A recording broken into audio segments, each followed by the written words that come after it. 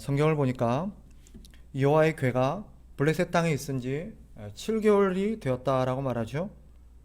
그동안 블레셋 땅은 이 재앙적 질병으로 인해서 수많은 사람들이 죽습니다. 블레셋 사람들이 그 원인이 언약궤에 있다라고 생각하기 시작했습니다. 왜죠? 언약궤가 가는 곳마다 질병이 창궐했기 때문이죠. 수많은 사람들이 죽어나가는 것입니다.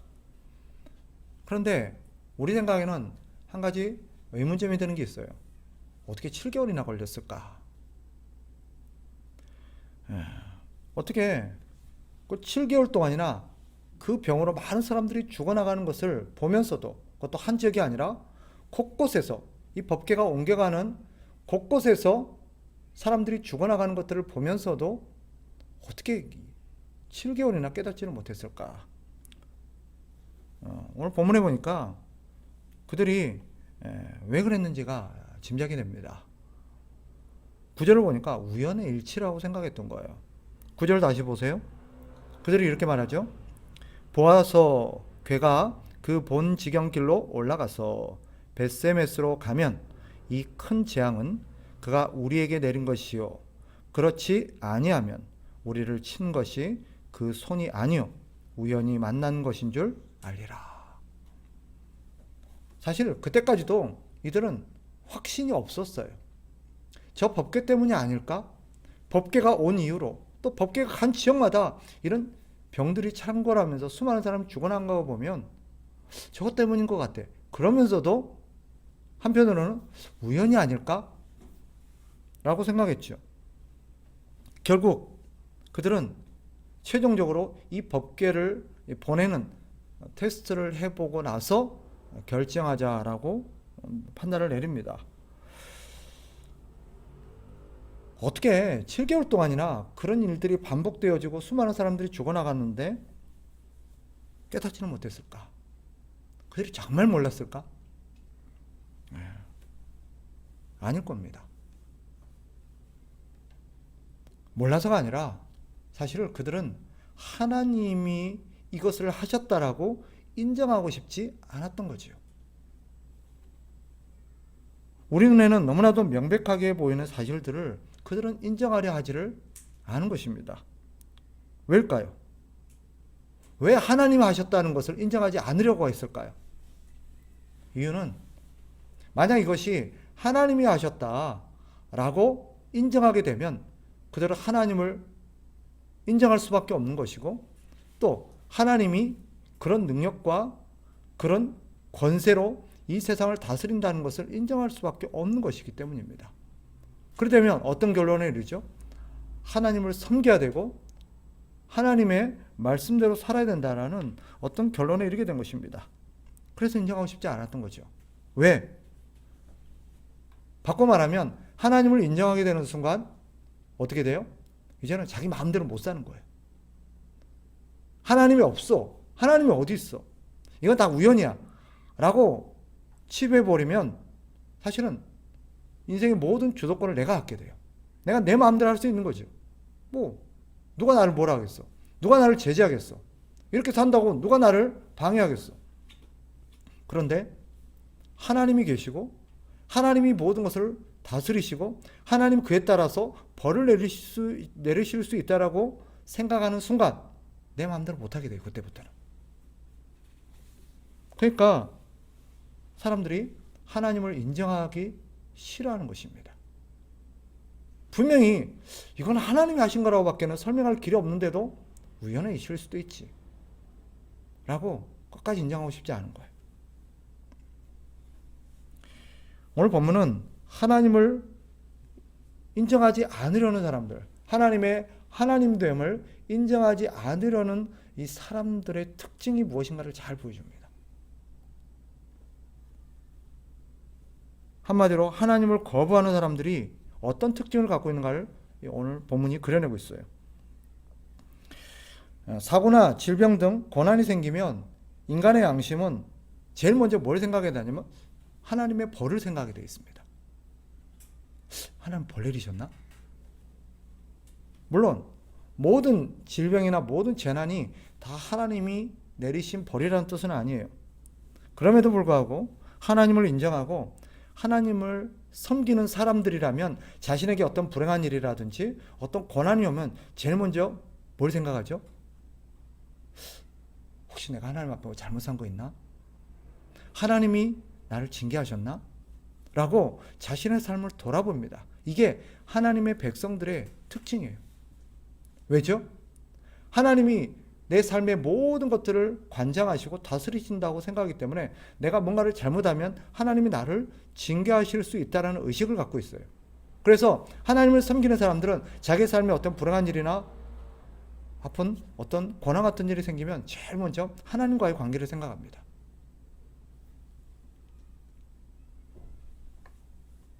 혹시나 제가 하나님 앞에 뭐 잘못한 게 있을까? 아니면 내가 하나님 앞에 불의하거나 불경건하게 살았나? 이런 생각을 먼저 해요. 그리고 나서 내가 특별히 잘못한 게 없는데, 내가 특별히 하나님의 말씀을 어기면서 함부로 산 게 아닌데, 그렇다면 이 고난을 허락하시는 하나님의 뜻이 뭐지? 이것이 하나님의 백성들의 의식의 흐름이에요. 이게 하나님을 알고 하나님을 섬기는 사람들의 특징입니다. 그런데 하나님을 인정하지 않는 사람들은 어떻죠? 그들은 전혀 다른 반응을 보입니다. 앞서 말씀드린 것처럼 이 모든 것들이 그저 우연의 일치라고 생각해요. 그러다가 부정할 수 없는 어떤 증거에 맞닥뜨리게 되면, 즉 이게 하나님으로부터 나온 것이고 하나님이 하신 거라는 것을 부인할 수 없는 어떤 증거에 딱 맞닥뜨리게 되면 그때는 어떻게 나오는 줄 아세요? 잘못했어요.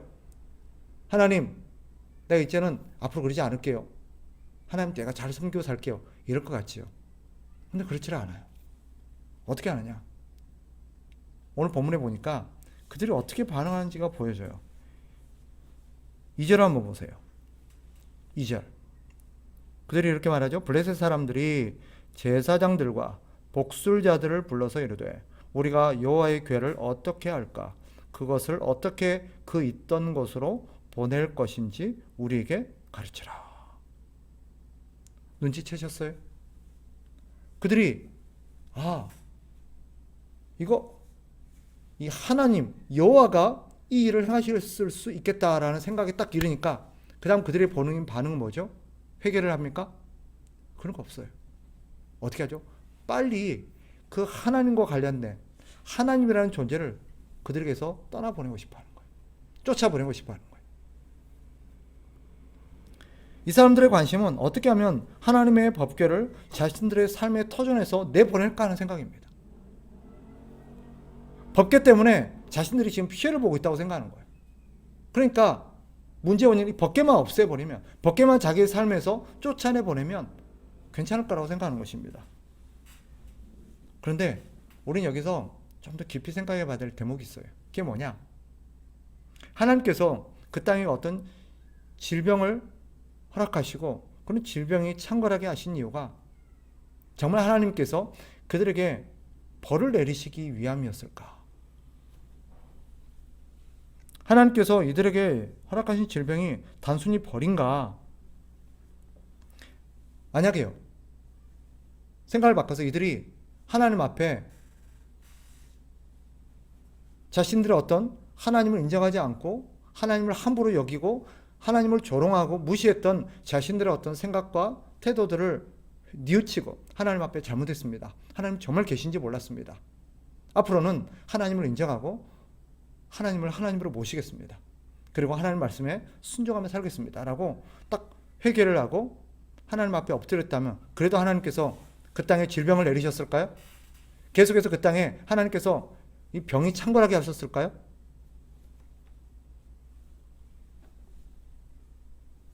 하나님은 됐거든 그들의 회개와 그들의 어떤 용서를 안 받으시고 이들의 질병을 내리시고 여전히 이스라엘 땅으로 돌아가 버리셨을까? 저는 아니라고 확신합니다. 하나님께서 그 땅에 질병을 내리신 것은 분명히 징계적이고 어떤 책벌적인 어떤 벌적인 어떤 성격이 있긴 있어요. 그러나 그것이 다는 아닙니다. 하나님께서 그 땅에 병을 내리시고 어떤 재앙 같은 것들을 내리셨을 때는 더 중요한 목적이 있습니다. 그게 뭐냐? 그들의 잘못을 깨우치고 회개하고 하나님께 돌아와서 하나님을 섬기기를 바랬던 것입니다. 그들을 망하게 하려는 게 아니에요. 사람들은 자꾸 하나님에 대해서 오해해요. 하나님이 우리에게 자꾸 어떻게든 꼬투리를 잡아가지고 내가 잘못한 걸 딱 눈여겨보고 있다가 옳거니 잘 걸렸다. 그러면서 우리에게 벌 주시기를 원하시는 어떤 그런 분으로 오해해요. 그래서 벌만 내리시면 하나님께서 어떻게든 나를 벌 못 줘가지고 어떻게든 나에게 어떤 벌을 못 줘서 아주 안달이 나신 분인 것 같다. 이렇게 이해를 합니다. 아니에요. 하나님께서 우리에게 벌을 주시기도 해요. 그러나 하나님의 벌은 단순히 우리를 망하게 하시려는 게 아니라 우리가 잘못 살고 있다는 것을 깨우쳐서 회개하고 하나님께 돌아오게 하기 위함이에요. 그런데 하나님의 사람들, 하나님을 거부하고 하나님을 인정하지 않으려는 사람들의 태도가 뭘까요? 자꾸 하나님을 멀리 하려고 해요. 하나님을 더 가까이 하고 하나님 섬기면서 하나님과 바른 관계를 유지하는 게 아니라 하나님, 제발 나 좀 떠나세요. 복음서에 보면 한 번은 예수님께서 거라사인의 땅을 찾으신 적이 있어요. 갈릴리 호수 건너편이죠. 갈릴리에서 배를 타고 건너편 거라사인의 땅으로 갑니다. 근데 다른 지명은 거기가 가다라 지방이라고도 표현하고 있습니다. 같은 곳이에요. 이 거라사인의 땅을 찾았을 때 거기서 한 군대 귀신 들린 자를 만나요. 옷을 홀라당 벗고 밤낮 거기서 자기 몸을 자해하면서 살아가는 한 광인을 보게 되죠. 그리고 예수님께서 그 귀신 들린 사람을 고쳐주십니다. 그런데 그때 무슨 일이 벌어져요? 이 귀신 들린 사람 안에 있었던 귀신이 한둘이 아니라 아마 수천이었던 것 같아요. 거기 수천 마리의 돼지떼가 있었는데 그 귀신들이 예수님께 구하죠. 우리를 멸하지 말고 저 돼지떼에 들어가게 해주십시오. 그래서 예수님이 허락해요. 그러니까 그 귀신들이 다 돼지떼에 들어가서, 그죠? 그 순간 그 돼지떼들이 호수로 들어가 몰살하는 일이 벌어지게 됩니다. 발칵 뒤집어지죠. 이 소식을 들은 거라사인 사람들이 몰려옵니다. 그리고 예수님이 행하신 그 일들을 목도하게 돼요. 아무도 제어할 수 없었던 그 귀신 들린 사람, 그 광인이 제정신이 되어서 옷을 입고 예수님 앞에 딱 앉아 있습니다.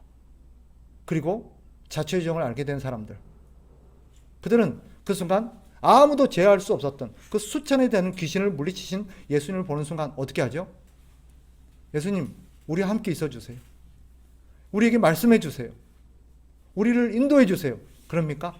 아니에요. 뭐라 그래요? 제발 여기를 좀 떠나주세요. 제발 여기 있지 말고 가주세요. 예수님이 거기 왜 가셨을까요?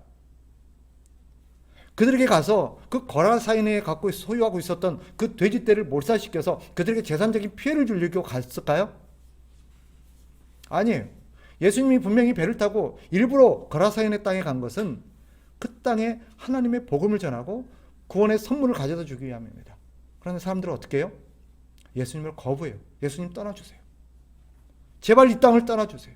우리의 삶에 간섭하지 말아주세요. 내 삶에서 좀 나가주세요.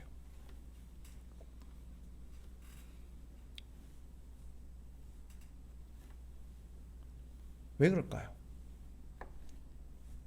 하나님을 거부하는 사람들, 하나님을 하나님으로서 인정하지 않는 사람들은 추구하는 게 다르기 때문이에요. 우리는 뭘 추구하죠? 하나님을 추구합니다.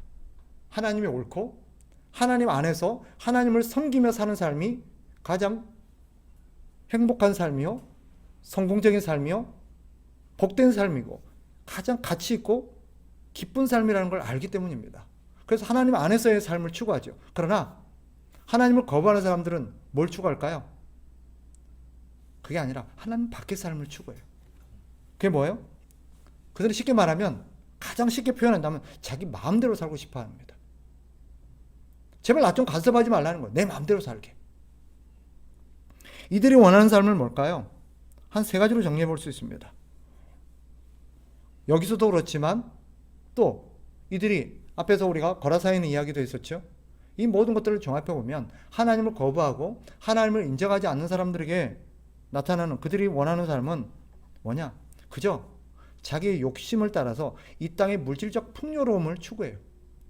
돈이 많은 게 좋아요. 쉽게 말하면. 하나님 은혜, 하나님의 인도하심, 하나님 평강, 그런 거 필요 없어요. 난 돈이면 충분해요. 나 이 땅에서 성공하면 충분해요. 그러니까 나 간섭하지 마세요. 그들은 같은 맥락에서 그들의 소망은 어디 있어요? 이 땅에 있어요. 하나님 안에 있는, 또 하나님의 약속 안에 있는 장차 올 하나님의 나라가 아니라 지금 이곳, 지금 여기, 지금 이 순간, 지금 내가 여기서 더 많은 것을 가지고 더 나는 여기서 만족스럽게 사는 것입니다. 이 땅에서의 소유가 늘어나는 게 이들의 추구하는 거예요. 왜? 그게 나를 더 행복하게 해주고 더 만족스럽게 해줄 거라고 생각하는 거죠. 그래서 이들은 궁극적으로 자기 만족, 자기 가치를 실현하는데 이들의 목적이 있습니다. 그런데 그렇게 살려다 보니까 하나님이 걸림돌이 되는 거예요. 내 마음대로 하고 싶은데 자꾸 하나님의 말씀이 걸림돌이 되고 하나님의 존재가 걸림돌이 되고 하나님의 통치가 걸림돌이 되는 거예요. 불편한 거예요. 우리 그런 얘기 하죠. 가끔 교회 나갑시다. 하나님, 예수님 믿으세요? 라면 저는 못 나가요. 나하고는 안 맞아요. 왜요? 그거 나가면 술도 못 먹고 담배도 못 피고 내가 과거에 했던 삶들 못 살잖아요. 거의 많은 사람들이 이렇게 얘기해요. 또 실제로 그렇게 표현하지는 않아도 대부분 사람들이 교회 안 나가는 이유가 뭘까요? 자기 마음대로 살고 싶은데 막 죄짓고 살고 싶은데 그거 나가면 어떻게 해요? 그렇게 못 사니까. 하나님이 자꾸 제재하시니까. 안 나가고 하나님을 안 보고 하나님의 말씀을 안 듣고 하나님을 내 삶에 밖으로 밀어내면 마음이 편하니까. 그래서 하나님을 섬기지 않는 것입니다. 하나님을 믿는 우리 생각에는 하나님과 또 이들이 섬겼던, 블레셋 사람들이 섬겼던 신, 다곤 중에 누가 더 힘이 세요? 누가 더 강해요? 누가 진짜 신이에요? 하나님이에요. 그들은 이번에 하나님의 법궤를 다곤 신전에다 갖다 놓고 그 사실을 목격했어요. 하나님 앞에 다곤이 넙적 엎드려졌을 뿐만 아니라 다시 세워놨더니 목과 사지가 다 잘려서 거기 사방에 넘어져 있는 것들을 그들은 보았습니다. 그 순간 하나님이 더 세구나. 하나님이 우리 신 다곤을 이렇게 만들었구나. 오늘 성경에도 나오죠. 하나님이 우리와 우리의 신을 친다. 7절 봐요. 아스돗 사람들이 이를 보고 이르되 이스라엘 신의 궤를 우리와 함께 있지 못하게 할지라 그의 손이 우리와 우리의 신 다곤을 친다.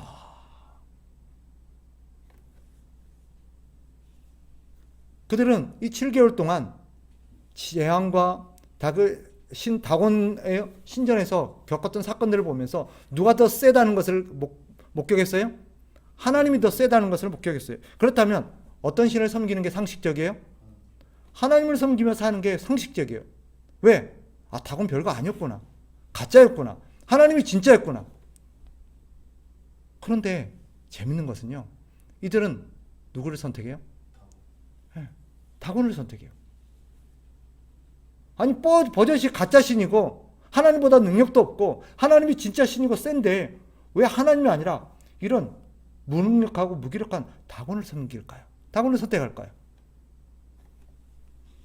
이게 하나님을 거부하는 사람들의 특징입니다. 이유가 뭔지 아세요?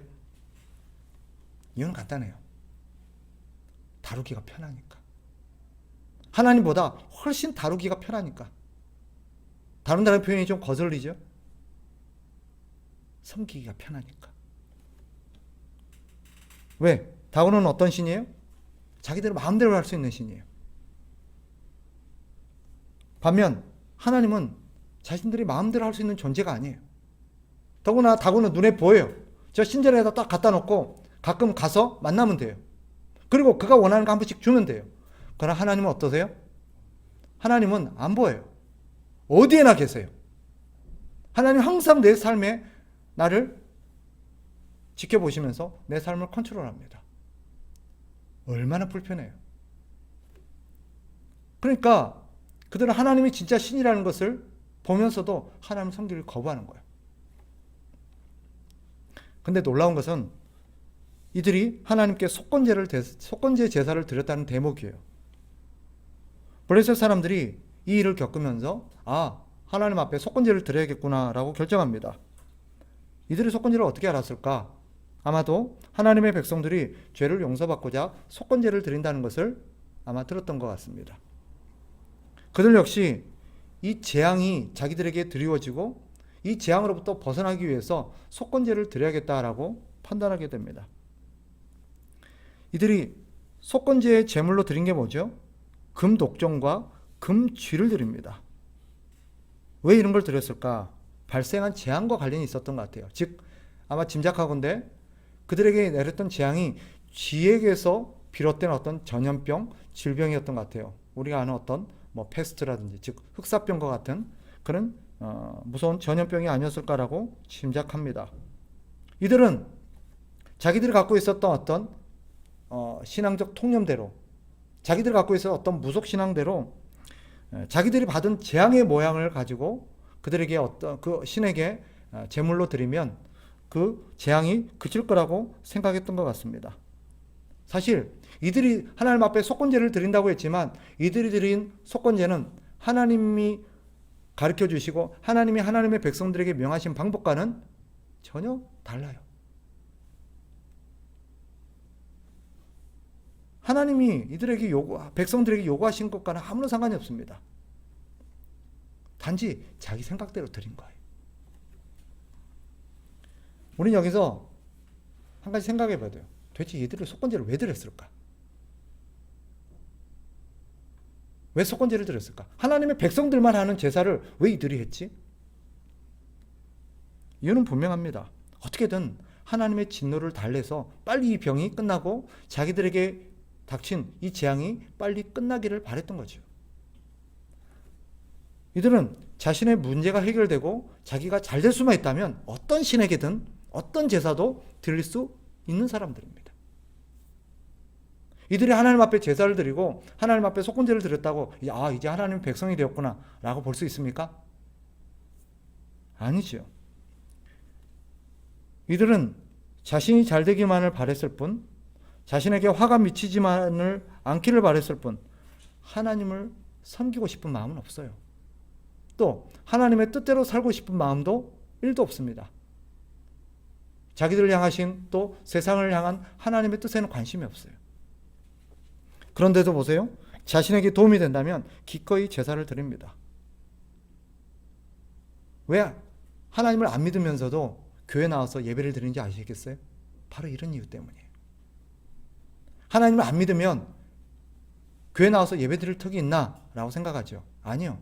하나님을 안 믿는 사람들도, 하나님을 섬기며 살고 싶은 마음이 1도 없는 사람들도 교회 나올 수 있고요. 하나님 앞에 예배 드릴 수 있고요. 심지어 헌금도 할 수 있습니다. 왜죠? 자기가 잘 될 수 있다면, 그것으로 인해서 자기에게 도움이 된다면, 그렇게 해서 자기 마음이 편해진다면 얼마든지 그렇게 할 수 있어요. 이런 사람들에게 제사의 방법과 제물의 종류는 중요하지 않죠. 이들이 갖고 있는 생각은 뭘까요? 중요한 것은 자기의 정성이라고 생각해요. 열정이라고 생각해요. 그래서 이 사람들이 추구하는 가치관은 뭐예요? 지성이면 감천이라고 그러죠. 어떻게 내가 정성껏만 하면 하나님이 나를 다 받아주시겠지. 감동하시겠지. 그럴까요? 착각입니다.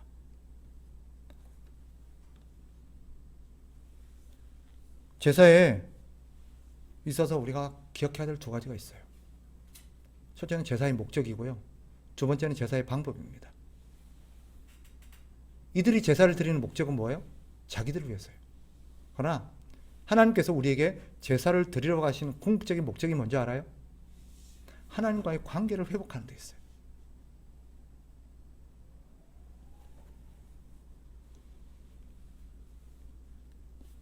그런데 이들은 하나님을 위해서 하나님의 뜻대로 제사를 드리기보다는 그저 자기들을 위해서 제사를 드립니다. 그리고 하나님께서 우리에게 제사를 드릴 때도 하나님이 지정하신 방법이 있죠.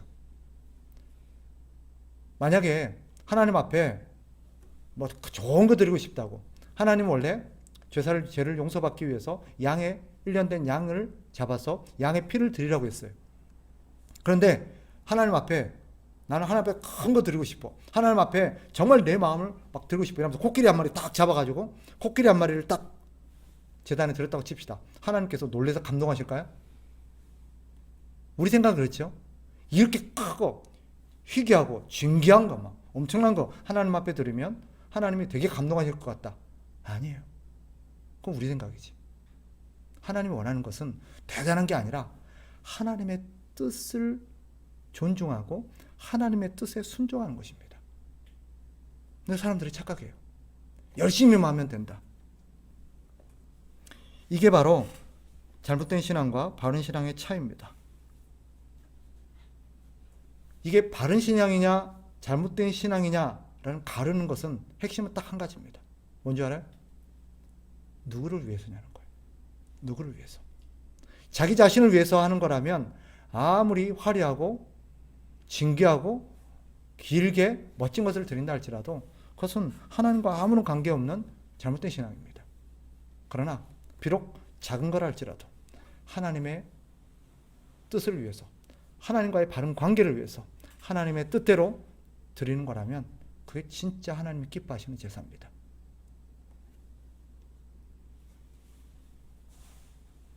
쉽게 말하면 이런 거와 똑같아요. 하나님 앞에 내가 큰 거 드리고 싶다 저 가서 수단과 방법을 가리지 않고 잘못된 방식으로 돈을 벌어가지고 하나님 앞에 큰 헌금 드리는 것보다 정직하게 땀 흘려서 번 1,000원, 10,000원이 하나님 앞에 훨씬 가치 있다는 뜻입니다. 말씀을 정리할게요. 예배를 드린다고 다 신앙이 있는 것이 아닙니다. 블레셋이 하나님께 속건제를 드렸다고 그들이 하나님의 백성이 되었다고 볼 수 없지요. 그저 자신들이 원하는 목적을 이루고자 하나님을 찾았고 하나님 앞에 제사를 드렸을 뿐입니다. 그들은 하나님을 자기의 목적과 만족을 위해서 그저 거래를 하는 하나의 거래 상대로 심지어는 하나님을 하나의 도구로 이용했을 뿐입니다. 진짜 신자, 진짜 하나님을 섬기고 하나님을 경외하는 사람은 어떤 사람이에요? 언제나 하나님을 존중합니다. 그리고 하나님의 뜻을 항상 따릅니다. 열심히 하는 게 중요한 게 아니라 그래서 바르게 하는 게 중요한 겁니다. 많은 사람들이 열심히 하면 된다고 생각해요. 아닙니다. 바른 신앙은 바르게 하는 것입니다. 그리고 자기 중심이 아니라 내 생각대로가 아니라 언제나 하나님의 말씀대로 순종하는 것이 바른 신앙입니다. 그러니 우리는 오늘 말씀을 통하여서 내가 하나님을 진정으로 섬기고 하나님을 귀하게 여기는 사람인지 아니면 내 뜻과 내 방식대로 하나님을 섬기는 그런 사람인지를 한번 생각하면서 우리 자신을 되돌아보는 기회로 삼아야 할 것입니다. 그런 은혜가 저와 여러분에게 있기를 주의 이름으로 축복합니다. 기도하겠습니다.